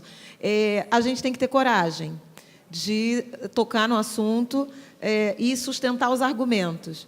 É muito desagradável. Você levanta bolinho, as pessoas dão as costas, dizem que você está estragando a festa, etc, etc, etc. Eu estou muito acostumada com isso, porque a agenda do racismo é uma que ninguém gosta de falar. É uma coisa de levantar praia o tempo inteiro. Mas é fundamental, em tendo convicção, né, da causa ou da dimensão que você abrace, você defendê-la. E tem uma rede de informações, a Leandra falou do livro, mas a Anistia Internacional, da qual eu sou conselheira, tem uma campanha linda chamada Jovem Negro Vivo, que atua exatamente nessa dimensão da redução dos homicídios, né? Da defesa de um pacto de redução dos homicídios, de uma valorização da vida. Tem várias dimensões desse debate que você pode selecionar, incorporar e defender com unhas e dentes. Então, Julita, acho que todo mundo concordou, né? Ninguém vaiou, não é isso? Então, Julita, Rubem e Jorge. E eu vou dizer para vocês quanto tempo que a gente tem, é muito pouco. Nós temos 6 minutos. Então, não, eu vou ser rápida. Não, é porque já está super diminuído. Você não sabe de nada, já são 9 horas. Mas a gente pode ficar aqui em rodinha, conversando em pequenas rodas. Julita. Obrigada, Flávia. Enfim, eu vim realmente para dar os parabéns à Ilona, porque eu acho que ela conseguiu escrever um livro que fala para muitos públicos. Eu acho que essa é a importância do livro da Ilona, né? Enfim, ela fala para especialistas, mas fala também, né, para esse homem, essa mulher, né, que querem informação e que, enfim, estão preocupados com o que dizer para os seus filhos, né? E dentro dessa linha de buscar informação, eu queria só dizer que o Centro de Estudos de Segurança e Cidadania, que eu coordeno, e onde, né, a gente tem a alegria enorme de ter o Raul trabalhando lá com a gente nesse projeto incrível que se chama #Movimentos, mas a gente também desenvolveu uma série de instrumentos, de ferramentas para ajudar, para estimular o debate, né? E a gente coordena uma campanha grande que se chama Da Proibição Nasce o Tráfico. Então, a gente tem, é difícil para todo mundo ver aí, mas a Leandra e o Wagner, queridos, já você também, participaram, participaram de uma das ferramentas da campanha, que é um jogral, né, com várias, Raul também, claro, com várias participações, né, denunciando essa insana guerra às drogas, né, que provoca muito mais males, né, do que os que supostamente quer combater, né? E eu só queria lembrar, né, quer dizer, não só chamar a atenção, nós temos um Facebook que se chama Da Proibição Nasce o Tráfico, com um monte de informação, volta e meia tem vídeos do Raul lá, né? E principalmente desse grupo que está funcionando dentro do SESEC, que me dá uma alegria enorme, que são os jovens de favela que estão criando uma maneira de falar sobre drogas, né? Quer dizer, a favela falar para a favela, não somos nós, brancos de classe média, que vamos lá na favela, né, discutir guerra às drogas, né? São eles que estão, né, criando essas formas de discutir isso dentro da favela, porque o problema está na favela também, quer dizer, a mãe do traficante, frequentemente, quando a polícia mata esse menino, né, a mãe, eu já tive, em vários momentos, já vivi isso, né, a mãe vem dizer assim, a senhora sabe, eu tinha 2, 3 filhos, e 2 foram para o caminho do bem, e esse, né, olha só, ele foi para o caminho do tráfico, e o que eu vou fazer? A polícia matou. Não, né? Quer dizer, até essa mãe que tem o filho morto pela polícia não entende que isso não é natural, e isso não é possível, a gente não pode aceitar isso, né? E só para complementar, eu queria chamar a atenção a 2 coisas, Flávia. Uma, né, é que a gente precisa desmistificar essa história de que, né, o uso das drogas é uma coisa tão grave. Não, é um percentual muito pequeno das pessoas que usam drogas que, na verdade, abusam das drogas, né? Então, a maior parte das pessoas, né, aqui, certamente, né, a maioria das pessoas toma seu vinho, toma sua cerveja, quem sabe cheira uma cocaína de vez em quando, ou fuma um baseado, e estão todas aqui. Quer dizer, são pessoas que estão trabalhando, estão sendo cidadãos que contribuem para a sua comunidade e que, eventualmente, usam drogas, né? Mas não fazem um uso abusivo de drogas, né? Eu acho que essa é uma questão que a gente precisa sempre insistir, né? Essa ilusão de que, né, então, que problema. O Brasil é vitorioso em determinadas campanhas, a gente conseguiu, nos últimos 20 anos, reduzir em 65% o número de usuários de tabaco. 65% em 20 anos. Por quê?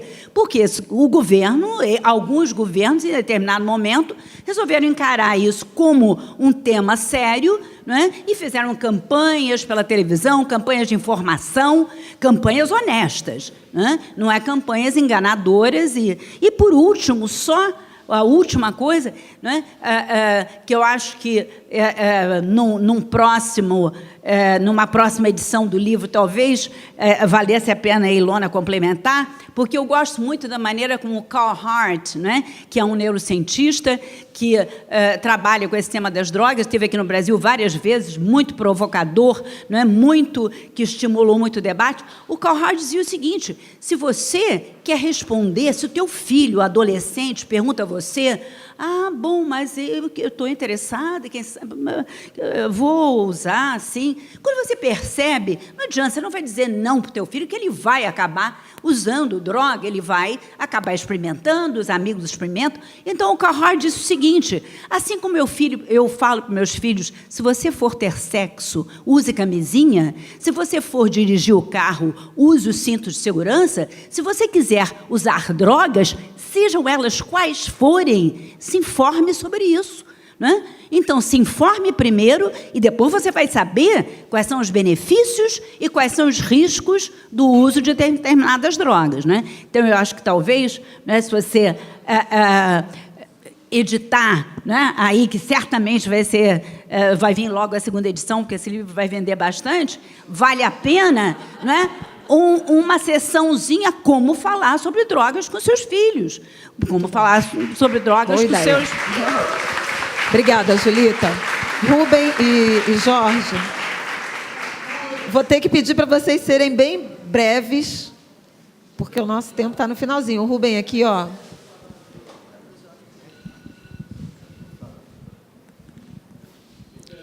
Porque acabou porque acabou o nosso tempo. Meu nome é Jorge da Silva.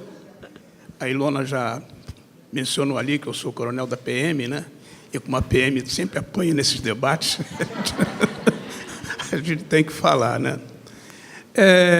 Hoje mesmo eu participei lá no quartel-general da PM de uma reunião em que a PM está tentando o que fazer para evitar essa matança, não só matança de policiais militares, como matança decorrente dessa guerra às drogas.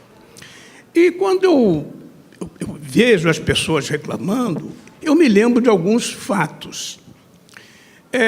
Alguns anos atrás, antes daquele movimento que aconteceu lá no Complexo do Alemão, com a presença das Forças Armadas, antes daquilo, uns meses antes, houve uma incursão da PM lá, em que morreram várias pessoas, né?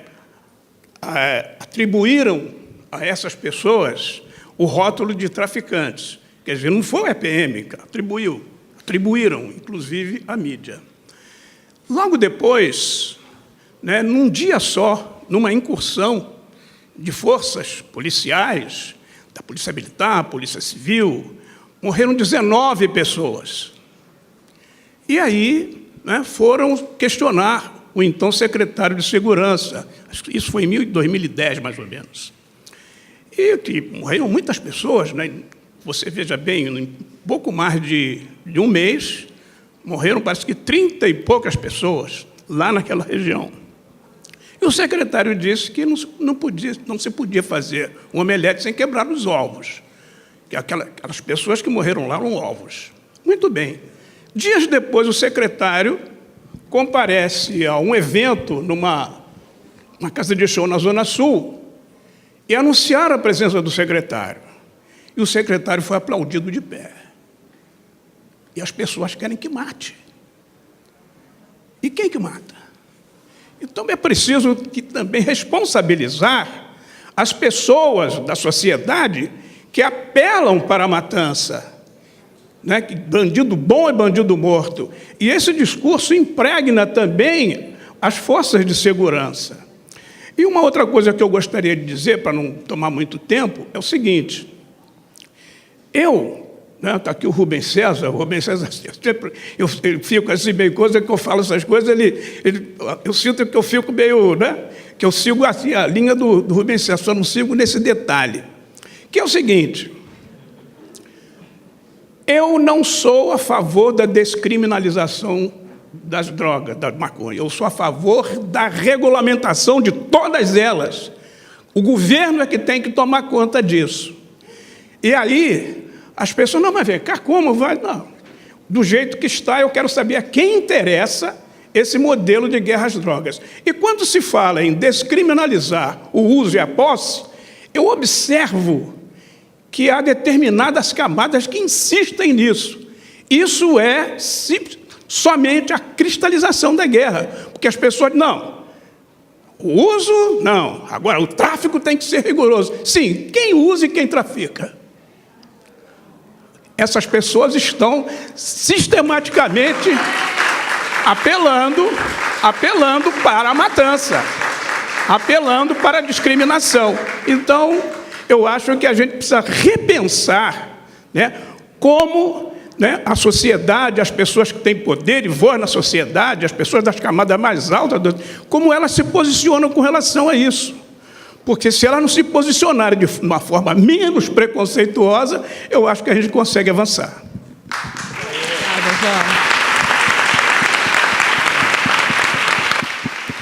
Viu como era importante, gente? Então, Rubem, para a gente se despedir. Então, rapidinho, quando a gente olha isso tudo, esse absurdo todo, que, aliás, está no mundo inteiro, né? A gente olha assim, aquele olhar muito geral, muito balizante, né? De certa maneira teórico,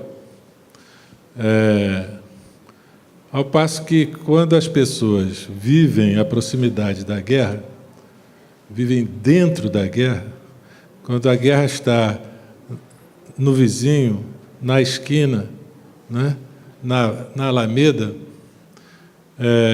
quando cada pessoa que está ali tem alguém muito próximo que já morreu ou que escapou de morrer, que foi convidado, né, e que decidiu sim ou não, eu vou por aqui, vou por ali, quem está no meio desse dilema todo não vê a guerra, ela vê a possibilidade da morte muito próxima, do absurdo, de um tiroteio imbecil, né, que acontece de uma maneira totalmente descontrolada. Não há como controlar. De repente acontece. Então, esse ambiente de guerra, todo dia, muito próximo, ele tem dois elementos aí unidos, que é o comércio de drogas, né, e o poder armado local, né, bem local. Não é a garotada, a rapaziada que está ali armada, né, controlando o movimento. Então, é muito difícil separar a droga da violência. As pessoas veem a droga e ficam com medo da violência. Não é? A mãe vê a droga e fica com medo da violência, porque, por mais babaca que seja, de repente ela acontece e eu perco meu filho. Não é? Então, é muito difícil você, na vida de todo dia, de quem está vivendo no meio da guerra, ver a guerra. Ele não vê a guerra, ele vê o próximo perigo, a próxima ameaça. Não é? Então, isso aí é o grande desafio, eu acho, que a gente tem, porque a gente está falando de um casamento entre armas e drogas que é difícil divorciar. A gente tentou várias vezes, teve momentos em que parecia até que ia dar certo esse divórcio, mas depois a coisa desandou e voltamos tudo para trás. Muito difícil, é muito difícil. O que eu acho que o que a gente tenta, o dia tem duas coisas. Uma que no Supremo a gente tem até chance de vencer um voto progressista no sentido da descriminalização. Existe essa chance. A questão é pressionar para ver se acelera um pouquinho. Já está 1 ano e meio parado na gaveta, né, esperando outros assuntos. Então, desde outubro de 2015, se estou correto. Então, a pressão sobre o Supremo, mas o Supremo é o Supremo. Ele está distante da vida real, mas ele pode avançar alguma coisa de cima para baixo. Agora, o grande desafio é esse perto de casa, onde as pessoas vivem, onde a gente vive, e aí eu acho que a gente tem que apelar para uma diversidade. Alguém falou aí, muitas linguagens, muitos caminhos, muitas falas, muitos canais diferentes entre si.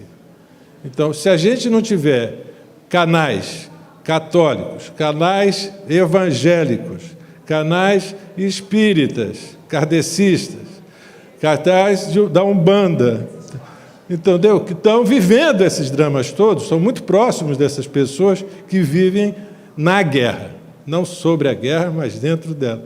Se a gente não consegue mobilizar essas várias linguagens que são predominantes na nossa cultura, a gente não vai conseguir fazer cabeça de muita gente. Vai ficar na nossa minoria, que se aproxima do tema, porque tem medo do nosso filho, de repente, fazer besteira, mas problema com droga não temos. E o Brasil não tem problema de droga na classe média. Pode até rolar de vez em quando um problema, mas é besteira. O problema mesmo é o público, o pessoal do crack, que fica ali, não é, se expondo daquela maneira desavergonhada, que nos ofende, a televisão filma, fica todo mundo horrorizado, e o problema da guerra. Né? Então, é aí que o buraco pega e fica quente, realmente fervendo, e para resolver, tem que resolver lá dentro, e com linguagens que essas pessoas entendam. Então, linguagem de direitos humanos são fundamentais, mas são muito distantes da conversa do dia a dia do povo que está sofrendo realmente com a guerra às drogas. Obrigada. Obrigada, Rubem. Vou passar para as despedidas. Deixa, Raul, Leandra, e aí você fecha, tudo bem? Quero agradecer, então, o convite e a contribuição de vocês todos. Acho que foi muito importante essas 3 últimas falas. Nós estaremos aqui disponíveis para trocar ideias mais particulares com quem vocês quiserem conversar, e torço pelos próximos, né? Então, Raul, você pode se despedir, depois Leandra e Ilona fecha. Obrigada. Só queria mesmo agradecer mais uma vez a Ilona, todos vocês aqui pela oportunidade de compartilhar um pouco dessa realidade difícil do Complexo do Alemão como uma semente provocadora da gente também trazer essa responsabilidade para o todo. E acompanhe a gente, né, nos nossos canais. Essa discussão está acontecendo com provocações, com dados, com coisas importantes. Ao mesmo tempo, nos comentários, a gente vê o quão distante muitas pessoas são dessa realidade, com ataques violentos, graves, as desconstruções que estão feitas.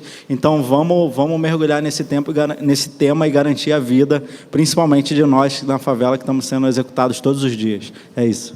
Obrigada, Raul. Obrigada, meu. Leandra Leal. Queria agradecer mais uma vez o convite, a oportunidade de ter lido o livro. E eu tenho batido muito numa tecla ultimamente, que eu acho que as últimas eleições municipais e no mundo deram uma consciência muito grande da bolha que vivemos. E eu acho que para a gente realmente romper a bolha, a gente tem que disputar espaço político. Então, eu acho que é isso. Eu acho que a gente tem que vender ódio, mas eu acho que a gente tem que conversar, tem que convencer pessoas ao nosso redor sobre o que a gente está discutindo aqui, mas, principalmente, as pessoas têm que se candidatar e a gente tem que votar em pessoas legais para a Câmara. É isso aí. Então, se candidatem, e mulheres se candidatem. Eu quero votar só em mulheres agora. Por favor. Vamos disputar espaço político. Então, se candidatem. Não tenho talento para isso, sou uma ótima atriz, aquela louca, mas estou feliz assim. Vou apoiar, vou fazer campanha. Eu vou ficar de pé aqui para agradecer. E, enfim, realmente é uma honra, é uma emoção ver tanta gente, enfim, muita gente que eu conheço, outras pessoas que eu não conheço, mas se dispondo a estar aqui num dia à noite, todo mundo muito ocupado para falar sobre esse tema. O convite, e que já vem aqui com uma provocação do Fábio, que diz que o Parque Lages vai ceder espaço para os próximos, enfim, obrigada, Fábio, é que a gente continue. Então, eu vou pedir também que quem tem interesse, de fato, de saber mais, de estar, enfim, em próximos debates, deixe o e-mail aqui, tem uma mesa de assinatura do livro, não precisa comprar o livro se não quiser, mas deixe o e-mail se quiser continuar na discussão. A gente vai manter informado. A gente, no Igarapé também, agora em maio, está lançando uma campanha regional de redução de homicídios com outras 22 outras organizações, chamada Instinto de Vida, e vai ter muito, obviamente, essa discussão. E só para fechar, o livro, na verdade, é um projeto que tem continuidade. Tem um site no livro onde a gente está publicando plano de aula, justamente materiais sobre como tem quiz, vai ter um guia de debate, plano para professores, de como falar sobre esse tema em suas casas. Então, a gente está começando e a gente quer conseguir continuar, né? E não sozinhos também, numa rede de parceria, a gente está conversando com outras organizações. E eu acho que, para quem não viu, a gente vai tentar passar o book trailer novamente, mas agora eu e Isabel vamos para um coquetel e assinatura dos livros. Então, muito obrigada a todos e eu espero vê-los em breve.